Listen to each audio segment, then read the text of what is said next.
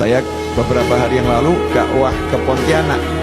Nah, sampai di Pontianak selesai pengajian, saya diajak untuk bertemu dengan seorang syarifah, salah satu anak cucu Nabi Muhammad SAW, marganya Al-Haddad, namanya Anisah ya, Syarifah Anisah. Umurnya belum panjang, baru 106 tahun ya, baru 106 tahun. Kemudian wajahnya gak tampak lelah, baru beberapa puluh tahun tidak bisa tidur malam. Jadi bahasanya tuh halus, saya kalau malam tidak bisa tidur.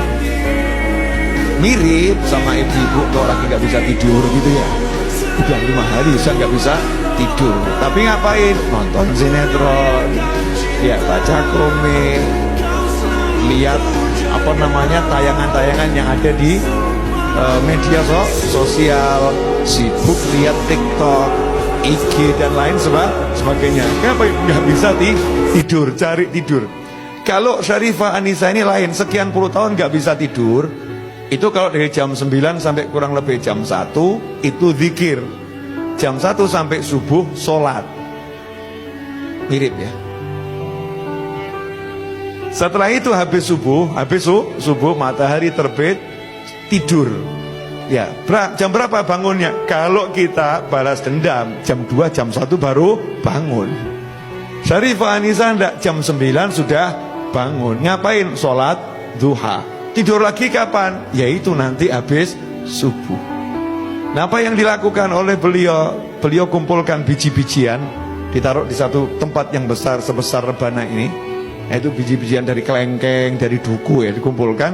Nah, kemudian diambil 2 wadah, yang satu isi biji-bijian, yang satu kosong. Jam 9 itu duduk nyantai, duduk atahiyat akhir di sejadahnya. Jadi di sajadahnya, saya buktikan saya duduk sama beliau 1,5 jam, posisi kakinya nggak berubah. Sementara kita yang muda-muda sudah ganti-ganti ya. Sudah ganti-ganti. Ini beliaunya masih atahiyat akhir santai gitu ya. Kemudian yang dibaca apa zikirnya? 1 istiqomah, surat Al-Ikhlas, Bismillahirrahmanirrahim, Qul huwallahu ahad, sampai selesai. Kemudian ditaruh di tempat yang kosong. Terus begitu sampai pindah semua.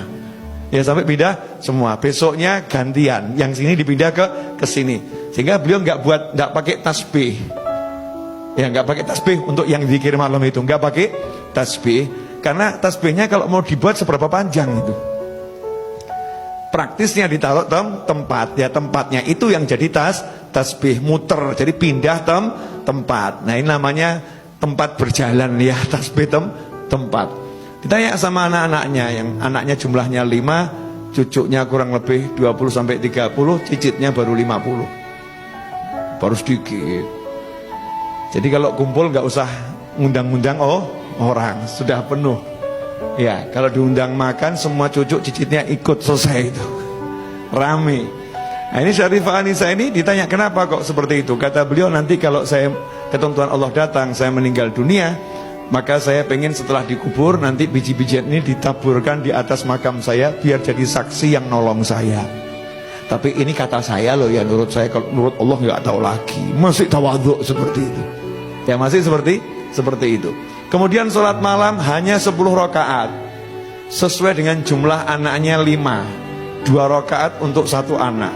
Selesai 2 rakaat, dia doakan anaknya yang 1 ya, beserta cucu dan cicitnya, disebutkan namanya satu persatu. Selesai, baru 2 rakaat lagi ganti untuk anak berikutnya dan cucu dari anak itu dan cicit dari anak tersebut. Terus begitu sampai 10 anak, selesainya adzan subuh. Dan ini udah puluhan tahun. Hasilnya seluruh anak cucunya nurut dan soleh-solihah. Saya lihat sendiri, semuanya ahli ilmu, suka sama ilmu, suka sama orang soleh. Kenapa? Lah, tiap malam dizikiri, disolati. Sayangnya ini nggak ditiru ibu-ibu, nggak ada yang nyolatin suaminya. Bukan di sholat jenazah, bukan loh ya. Nggak sholat malam dizikirin, nggak. Anak-anaknya nggak dizikirin, sibuk marahin anak, sibuk marahin suami. Nah, ini metode yang saya dapat dari Syarifah Anisah. Semoga Allah panjangkan umurnya dalam segala kebaikan.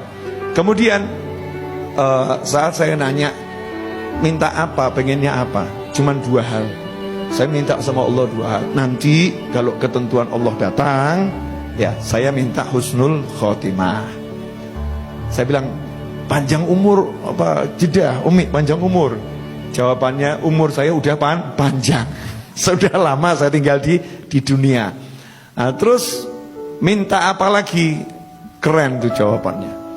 Saya banyak baca Al-Quran, banyak baca Al-Ikhlas. Minta sama Allah satu hal. Malaikat Israel itu kan nanti yang ngurusin pencabutan nyawa saya. Itu kan ditugaskan sama Allah. Ya, dia ditugaskan sama Allah, tapi dia kan hamba Allah. Saya bilang sama Allah, ya Allah, aku minta satu. Nanti kalau Israel datang menjemput aku, dia harus sopan sama aku. Gak boleh sembarang masuk, harus salam dulu sama aku. Masya Allah, keren ya, perempuan bener ya. Jangan sembarang masuk, salam dulu. Minta sama Allah, malaikatnya disuruh salam dulu, gak sembarang masuk. Ini nunjukkan kalau wanita yang solihah ya, punya sesuatu di sisi Allah subhanahu wa ta'ala. Karena memang punya persiapan. Jadi udah persiapkan, nanti dikubur ada Al-Ikhlasnya ya. Nabi Israel ada Al-Qurannya. Kalau ada orang meninggal dunia, beliau dikabari ada warga kampung meninggal dunia, 5 hari beliau duduk menghatamkan Al-Quran. 5 hari khatam. Niat semoga ini jadi temannya di kuburan nanti, mikirin orang lain. Nah, duduk sama manusia yang seperti ini, itu nanti akan buat kita istiqomah. Jadi nggak mikir dunia lagi, ngopo ruwet cari fulus, cari duit, ujung-ujungnya mati. Oh, ngaji enak. Jadi semangat pengen ngaji. Jadi semangat pengen zikir. Tapi kalau kumpulnya sama ahli film, Masya Allah, tanya, film apa yang barusan kamu tonton? Ya, ada koleksi drama apa yang terbaru? Ya, di mana lihatnya? Jadi pengen lihat, terpanggil untuk itu. Rusak nanti istiqomah kita. Maka biar kita bisa istiqomah, ya kita dengarkan kisahnya orang-orang yang istiqomah, baik yang masih hidup maupun yang sudah meninggal dunia. Karena taksirnya, pengaruhnya ke hati itu sangat nyata. Ya, sangat nyata. Langsung termotivasi. Ya, ini terbukti toh. Antum semua kan tiba-tiba jadi semangat ya, muncul mau begini, mau begini, mau begini, dan lain sebagainya. Kemudian Sarifah Anisah ini minta sama Allah agar tidak meninggal di rumah sakit.